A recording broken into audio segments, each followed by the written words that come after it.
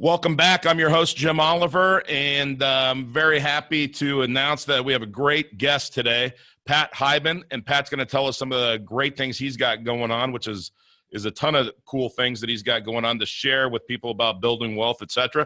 Welcome, Pat. Hey, thanks, Jim. Good to be here. Yeah, thank you. Thank you very much. Hey, tell us a little bit about just your background or, professionally and kind of how you got started, etc. So I started out as a real estate agent. And, Yeah. a lot of people ask me, did I always love houses? And is that why I got into real estate? And that's not it. It was quite frankly, I wasn't a great student. I got a 2.3 GPA, got a degree in sociology. Couldn't really find a decent job as a sociologist. And went to the lowest barrier of entry, which was a real estate license at the time. And, began selling. I had a 25-year run as a real estate agent full time. And I was smart enough to invest wisely with the earnings that I had. Uh, Eventually became a full-time investor, got out of the real estate sales game. I wrote a book, 6 Steps to 7 Figures, in 2011, and I started a podcast about 4 years ago, Real Estate Rock Stars. And from there, I helped create 2 companies, Rebus University, which is online training for real estate agents, and GoBundance, which is a mastermind for men, mainly men. We got 180 men who share wealth building strategies, invest in deals together, and take epic adventures together and talk about all things from family to money to contribution. That's awesome. And yet, the GoBundance thing, we talk a lot about abundance mindset versus a scarcity mindset. Peter Diamandis, we talk a lot about that concept. Tell me a little bit more about GoBundance. If somebody wants to learn more about it, what would they do, or what would they expect from that program? Yeah, well, it's easy. You just go to gobundance.com and you can fill out an application. Minimum requirement is, you got to be an accredited investor. You got to have $1 million in net worth outside of your primary residence, or make 250, 300 a year, something like that. We do have a women's division that just started. We have 18 women who are all hard charging women, but they meet separately. It's 2 separate things. We find people are more authentic with their own sex, and I believe that to be true. And so that's why we do it that way. For the GoBundance for Men, for instance, we just got back from Breckenridge, Colorado. We had 110 guys there. We skied, played broom ball, went ice fishing, rode cars on the ice track, just things like that during the day. And then at night, we mastermind. We had, the 3 guys from Bigger Pockets came on stage and did a couple of live Bigger Pockets interviews on stage. And then we had Sean Stevenson, Rob Dial, some YouTube famous or Facebook famous people that have written books that are great speakers. We had probably about 12 different speakers come and help train us to be better human beings. That's awesome. What a great program. I hope some people in the audience, they get a chance to go look at that, and maybe that's right up your alley. I was talking to a client of mine this morning. I asked him if he had ever heard of GoBundance, and he said no. And I said, you would be perfect for this, and he's going to go check it out. He just seems to be right up that alley, right in that kind of adventure. He's really into health. He's really into making money and growing his wealth. That's one of the things. And also introduce me via email, and I'll answer any questions he has. Absolutely, I will. We'll do that right after the recording. Pat, a lot of real estate agents never, ever become real estate investors, right? Why do you think that is? Yeah, it's very interesting. They're almost false prophets in a degree. You know what I mean? I within the first 3 years of being a real estate agent, I had bought a house and rented out the basement. And then within the first 5 years, I bought my first rental property. And I think it's not because they don't believe in it. It's because real estate agents have a cash flow issue. They have cash flow, right? They have commissions coming in. And once they get started, it's easy to continuing the commissions to come in. What's hard is living below your means enough and not expanding so much, Right. and saving money and then investing that money. And that's the thing. There used to be, my career was all throughout Maryland, and there used to be a magazine called the Baltimore Business Journal. And I loved the magazine because in the back of it, it had all the tax debt, all the Maryland state tax. Like if you didn't pay your property tax or you didn't pay your state tax, right, on Right. income, they put your name in the back. And I used to have fun just going through the list, circling real estate agents, and I'd be like, oh, I know that guy, or I've done 3 transactions with him. And a lot of these were like really big agents, like you'd see them in the newspaper, like agent of the month, the best agent at companies. And they just had so much financial problems. And that's the reason. I really think that is the reason why agents don't invest, is because they don't save up enough money for a damn down payment. Right. It's interesting that you say that because, a lot of people, if you go back to a book like The Richest Man in Babylon, The Richest Man in Babylon, a couple of the messages are invest in what you know, right? And live below your means. Now, Northcote Parkinson was an essayist in the early 1900s, and he had these Parkinson's laws. And one of them is income or expenses rise to equal income. And that's what you're talking about, is that a real estate agent just doesn't get past that part, doesn't beat that law, and they don't have any money to go out and build a real estate portfolio. Right. Absolutely. I love those Parkinson's. I love the one that says, work fills time allowed. That's right. Yeah. Or a luxury once enjoyed becomes a necessity. I tell my wife that one all the time because once you've had air-conditioned seats in your car, you don't go back, especially down in Florida. And I think what happens with agents is, first of all, they have to impress. So if you're driving around a piece of crap car and you go on a listing appointment and you're competing against 2 other agents, yeah, rightly or wrongly, you're going to be judged, right? They're going to be like, oh, well, he can't sell anything because he can't even afford a decent car. So it starts with that. And I get that one. And I agree with that one. I think you do need a nice car. It's just like you need nice clothes. Sure. Or you're going to get judged. But it should stop there, right? It should stop there. And that's not to say you can't buy a used BMW or used Mercedes, just take off the CarMax sticker. Right. And then stop there. They don't know where you live. They don't know what your furniture's like. You don't need all that stuff, Yeah. I have some real estate investments, both commercial and residential. And I really like when people say, because I like my comeback is when they say, well, Jim, I don't want to fix toilets and paint walls and have to go collect checks. And I say, you know what? And all the real estate that I own, I never do that. In fact, I have properties in Colorado and in Florida, and I've never even met my property manager. Yeah. I own houses now that I literally have not seen inside or outside in 15 years.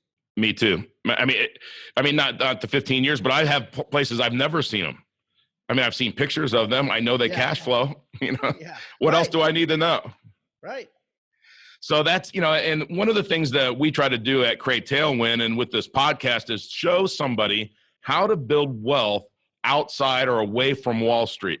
Because when you go and you're waiting for an advisor to make you money, we tell people it has to be a participatory sport. So yeah, you have to learn some things to be a real estate investor, but you don't have to have millions of dollars to build a real estate portfolio, right? Right. Yeah. Yeah, absolutely.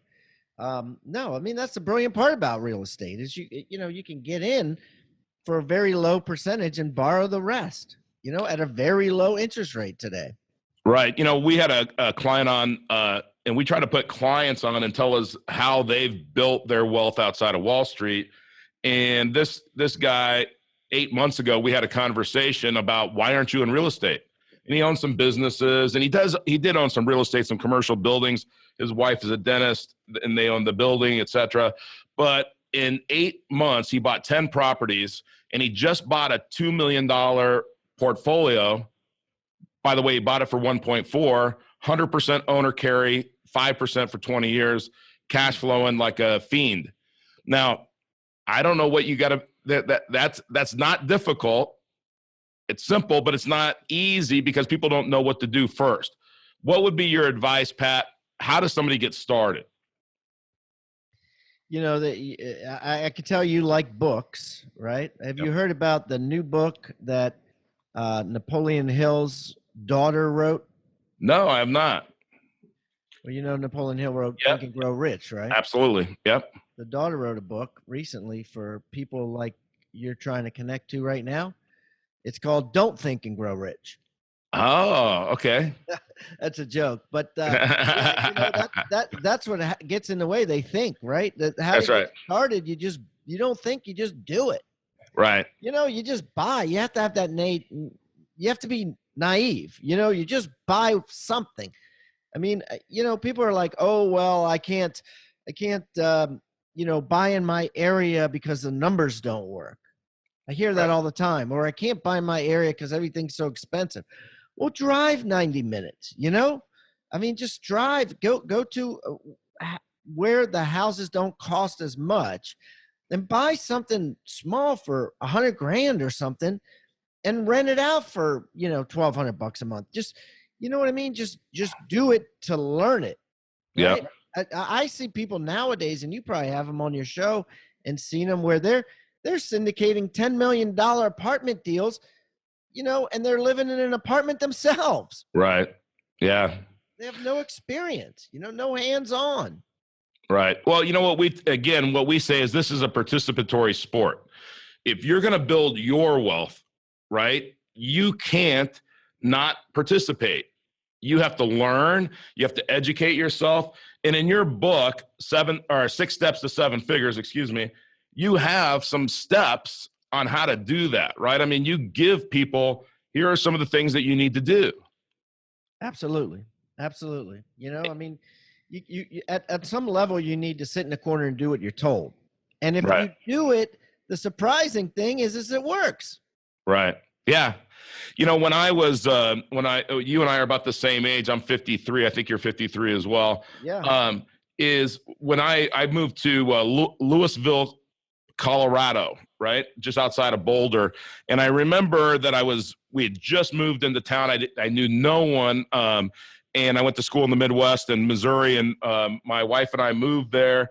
And this guy's renting us this house, and it's Boulder County, so the guy's got a ponytail, he's got and everything else, and he says, well, yeah, I own this house, and then I own this house, and and he had like 50 houses that he owned and 50 properties, and he said to me, and he was a hippie, and what he said, you got to imagine that this is a stream, a river going in between where you are and where you want to be. And everybody's afraid to jump in. But Jim, if you jump in, you won't drown. You won't let yourself drown. Now, that sounds like really simple advice. Yeah. But it's what you're saying. Jump in. Get in the pool. Do it, right? Yeah. You won't drown. You can't. I mean, well, what if the house goes down in value? Well, what if? That may happen. But long term, you just hold it, right? You just hold it. As long as the rent beats the mortgage payment. It's pretty simple math. Obviously you got to, do some numbers and anticipate repairs and vacancy and all that stuff. But it's not hard to do, right? There's so many, it's a cliche of the old Italian guy or the old Irish guy that owns, 40 houses in a certain neighborhood, and he's 80 years old and he's owned them his whole life. And he's had this cash flow, for 30 years. And the reason that is because It's simple. It's easy. You don't need a college degree. You don't need much education. You do need some experience, and you get the experience by getting your head kicked in and just buying the first one. Right. It's funny that you say that because this, how many people, I think about Florida, and I have a house in Southwest Florida, and there are so many 75, 80-year-olds that have these portfolios that they're for whatever reason, they've got enough money. They don't want to mess with it anymore. They'll own or carry because they're looking for distribution, cash flow, and they have to see an end to it. And, I've bought businesses that way, and I've bought real estate that way. And those are this guy that I was telling you about that has only been in the real estate game for 8 months. He bought that property. He learned. I mean, it's only 9 months in, and he's buying portfolios. And he's like, wow, this is easier than I thought. It probably is easier than he's thinking. It's going to get harder, I'm sure. Sure. I mean? Sure. So, with the, in your background, this is another thing that I think that is interesting is were you an overnight success when you started out in the real estate game? No, I mean, my first year in the business, full-time real estate agent, I sold 10 houses. I made $13,000. Wow. And, wow. Yeah. And then you just kept on getting better. How did you break away from that herd? I mean, you that's the name of the podcast, Break Away. But what I'm really always interested in is what was that trigger that got you to say, hey, I'm not going to go down this path that is everybody else is doing, which we call the reassuring lie. How did you break away from that? The reassuring lie. Well, first I did two things. I think my first breakaway came at about 3 years in the business. I realized as an agent that I wasn't going to be able to have any sort of control unless I was a listing agent, where I was the guy that put the houses up for sale versus the guy that brought the buyers in. Because I could be that guy 50 times over, and still have free time. Whereas if I was working with buyers, it was going to eat up all my time. So I got that was my first aha. And then in about 2000 or 2001, I had about $1 million. I had $1.2 million in the stock market. Now, a lot of that, I got so I remember the numbers exactly. So I saved 650. So I had saved 650 grand, and I had it with a stockbroker. And through margin, he cranked that. He doubled it, let's say, to 1.2. Mm-hmm. And I thought that was the easiest money ever, right? Because I didn't have to work for that money. He just did it. He built it. And then, of course, the market crashed, and it went down to less than 300. So it went from 1.3 to like 240 or something, right? Right. So I lost $1 million, right, in a period of 12 months, right? The market just crashed. And then, of course, when it crashed, I was heavily margined out. And so it hit me double, triple, whatever. So I think at that point, and it was at that point that I said, dude, look, clear out my account. And of course, he's like, don't quit. You're at the bottom. And I was like, nope, clear it out. I'm going to go buy a couple of houses. And I already owned at that time like 3 houses, but I hadn't bought in about 10 years. And so then I just went out and bought a house literally like that next week, and then rented it out. And then it was just much more stabler, something that I could look at and understand, this is what it cost me. This is what the rent is. And it's a house. I can see it. I can feel it. I can fix it if I need to myself. Right. It's interesting that you had that experience with Wall Street because, I spent the first 15 years of my career building assets under management and wealth management. And I had a full service financial planning firm. I had a bunch of guys running around. We had $700 million under management, and those corrections.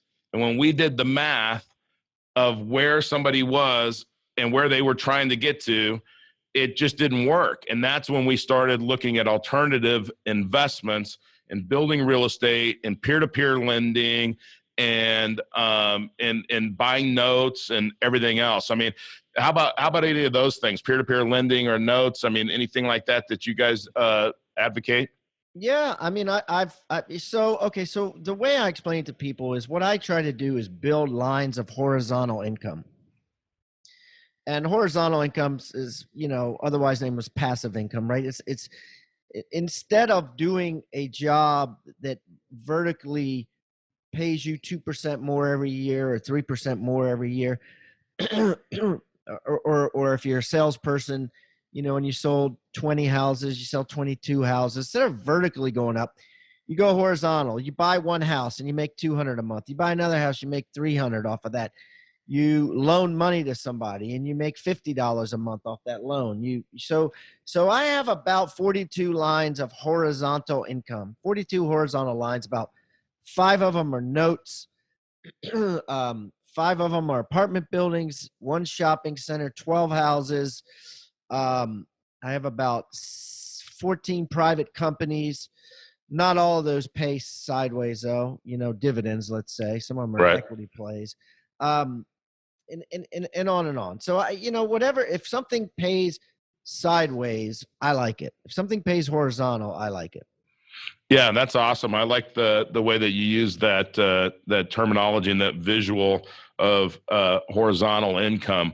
I tell people one of the things that we do is we show somebody how to build their own money pool, and then they control that money pool. Now, it's inside of an insurance contract, and what most people don't understand about an insurance contract is that when you borrow money, you're borrowing against your cash value. You're actually using the insurance company's money. So your money stays in a tax shelter, grows. The insurance company has to give you that money anytime you want it. You don't have to apply. You just call them and tell them, send me some money. I'm going to go buy some real estate. And then as that real estate cash flows, you flow it back through your insurance contract. And guess what? You get to go use it again and again and again and again. And you start to create in economics what we call velocity of money, which is what a bank does, right? They take your mortgage payment, my mortgage payment, they bundle it with a bunch of other people's mortgage payments and loan it out again and again and again and again. And so when we think of real estate, sometimes people say, well, my credit's not the best, or I don't really know how to go get a loan, or something else like that. And this is a way to eliminate that. But when you mentioned something earlier, and I wanted you to touch on, is analyzing a real estate deal. You said you got to put some work in to learn what you're doing, right? So, Right. Where would you tell somebody to start on that? Would they start like at is it Rebus? Is that the right way to pronounce it? Yeah, Rebus University. We have 5 courses there. We have a curriculum called the Certified Real Estate Mogul, where I basically found 12 moguls, right? 12 real estate moguls who, owned apartment complexes, shopping centers, hundreds of houses, things like that. And I interviewed them, and I broke it down into 5 different courses. And one is single family homes, Mm-hmm. one is commercial, one is syndicating apartment buildings, one is a private equity fund where it's basically like syndicating, but you collect the money first, and then you could just go out and buy whatever you want with other people's money. So it takes you step by step through all of these processes, no matter where you want to be in the path to being a real estate mogul. And we've packaged it all, and we've got several hundred students, and it's a great way to learn, because you could learn on your cell phone while you're waiting in line for the doctor, or while you're at home at 3 a.m. when you can't sleep, and it's good stuff. So they could go on there, sign up for some of these classes, and they could go from not knowing anything about how to be a real estate investor to actually be doing it. Absolutely. Yeah. And that's awesome. So there's no excuses. You have a resource. Here's a resource. Go on to the website, check it out, see if that fits what you're trying to do. But, I think the number one thing, and Tony Robbins talks about this, if you want something, find out somebody else that's done it, do what they did, and improve on it, right? Right.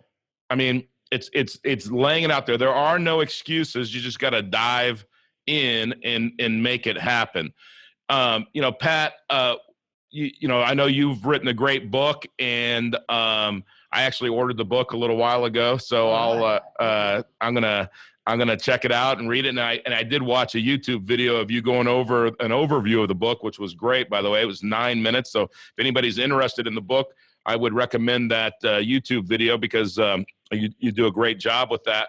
But what are some of the other books that you've read in your life that have made a difference, like the biggest impact in your life?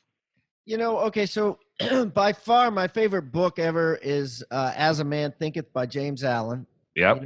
I've kept that for 30 years. I have it in my car. I read it at stoplights, and I just like having it handy. Of course, Robert Kiyosaki, Cash Flow Quadrant was just instrumental in getting me to see the big picture of the difference between a business owner and an investor, and and the different types of people. I'd say those two are the top, and there's just there's just tons of I love books, I love podcasts, I love audio. It's just so much to learn. I just started listening to a neat thing. Reminds me of when I was in my 20s and how I used to get educated. There's a neat little app called Pep Talk.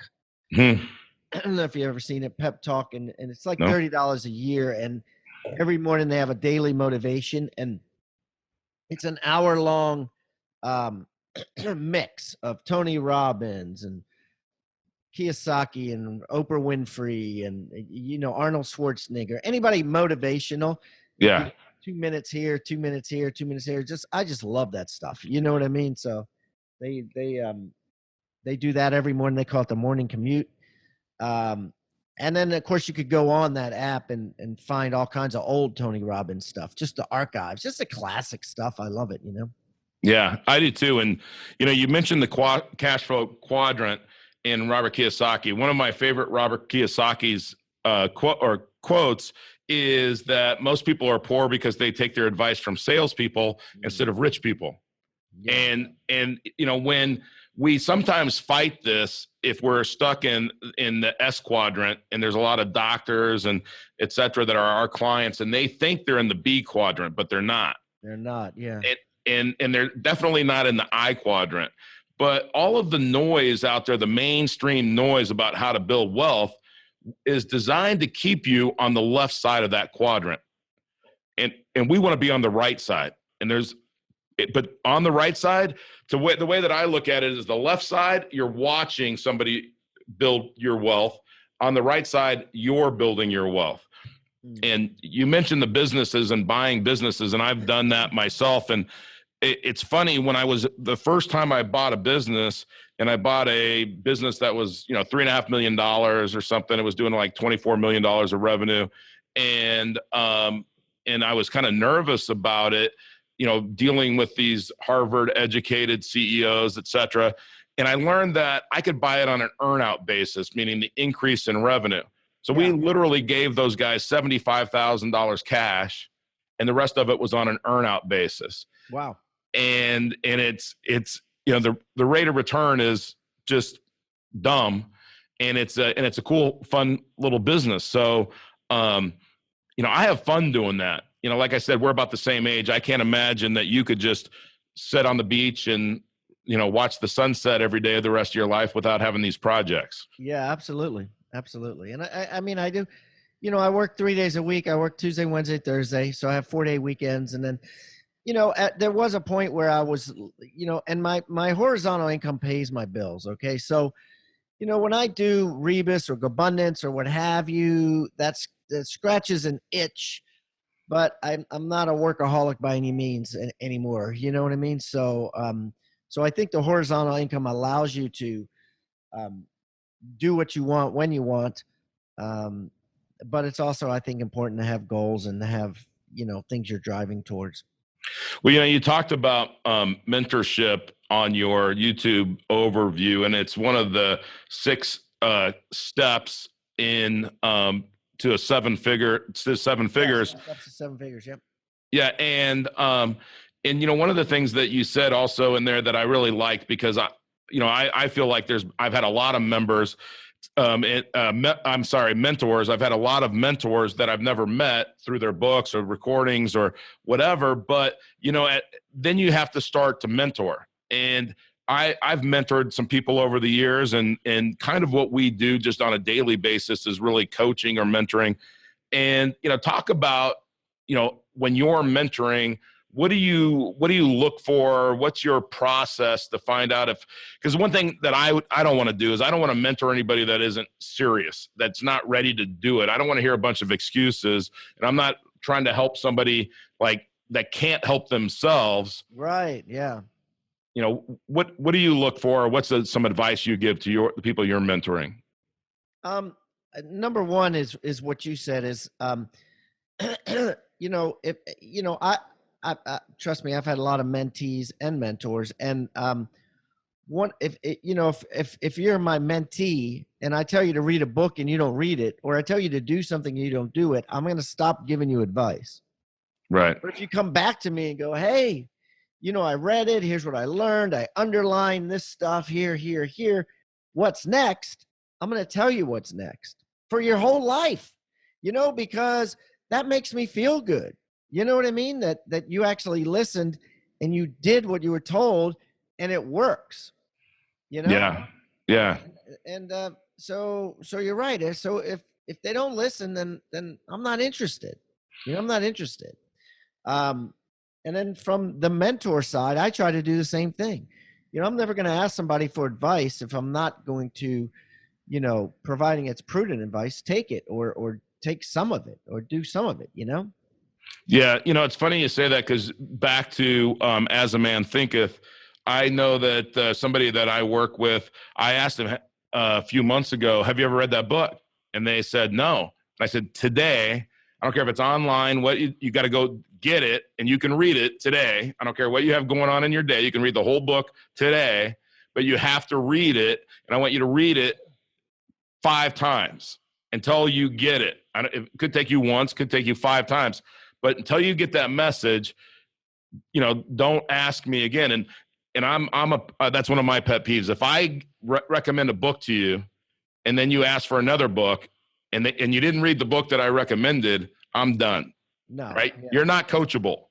Yeah, and I talk about that in my book too. I talk about like how to be a good mentor and how to be a good mentee, and there's certainly ways to do it, right? And you just gotta be, as a mentee, you just gotta be willing to be a good mentee, right? To listen to what someone has to tell you if you want to grow that way. And quite frankly, that's the fastest way. I don't know any successful person that didn't have a mentor. Right. What's funny is mentors come in all shapes and sizes, and just like you said, you have to be open to receive. And one of my great mentors is Nelson Nash. He'll be 88 years old in March. And every time I talk to him, I learn something. I had a recent conversation where he was talking about the 1921 race riot in Tulsa, Oklahoma, because they had like what they called like Black or African American Wall Street, and these guys were seceding from the banking system and having their own banking system. Well, the white bankers didn't like that, and there was the biggest race riot of all time. I had no idea, but somebody brings I never heard of that either. Yeah, and somebody brings something up like that, and then you start to see it, and that goes all the way back to abundance. Is by just talking to you today for 30 or 40 minutes, you've given me some ideas and some thoughts and some books that maybe I haven't read, or some thoughts that I haven't had, and so then it's gonna increase my creativity to go build my wealth and my abundance. And if I have something really cool, then I could call you back and say, hey, Pat, I was thinking about what you said, and I kind of took it to this level. So then I'm going to share with you, and then you're going to get creative, and your creative team is going to help, and it just explodes. And that's the thing that I really try to help people understand about abundance is it's that mastermind time that you talked about at your meetings in the evenings when you're just talking to people. Right. Yeah. Yeah, I go to seminars, and dude, I get more information and more ideas in the hallways than I do sitting on a seat watching the speakers. Absolutely. Always meeting people and talking to people saying, really? That's how you're doing it now? Yeah. Yeah. That's, I go to a think tank every February, and it's not the and I've spoken on the main stage a bunch of times, but it's not those messages. It's in the hall. It's having a beer afterwards or something else, and people say, hey, you know what? This is what I'm doing, and you think, light bulb. Yeah. I'm implementing that. So. Well, first of all, Pat, or lastly, I guess, Pat, thank you so much for taking the time. I think there's some great information with GoBundance and Real Estate Rock Stars. Looking that up, listen to this. That's another way to educate yourself. It's through podcasts, books. Pat's got a lot of great resources, and I appreciate and thank you for having all those resources out there for people to break away from the herd and take control of their wealth and their life. So thank you very much, Pat, for being on. My pleasure. And Jim, you can find me. You can just Google me and find me anywhere on social media. The podcast is called Real Estate Rockstars. The book is 6 Steps to 7 Figures. Anybody listening here, I'm going to give you a website where you could get the book for free. It's called free6stepsbook.com, FREESIX. You got to spell it out, SIX. Free6stepsbook.com. You get the book for free. You just got to pay shipping and handling, and we'll ship that off to you. And I appreciate you taking the time to put me on the show. And also, if you're more interested in GoBundance, go to GoBundance.com. Fill out the form to apply. Put me down as the person you heard it, or put Jim down from Jim's show, and I'll make sure you get taken care of. That's awesome, Pat. Thank you for those kind offers. It's funny because we normally like to give away something every time we record or when we record. And those two resources, I think, are going to be awesome for people to take advantage of. So thank you again for your time. Until next time, break away from the herd and start building your wealth. It's a participatory sport. You can do it. Just start.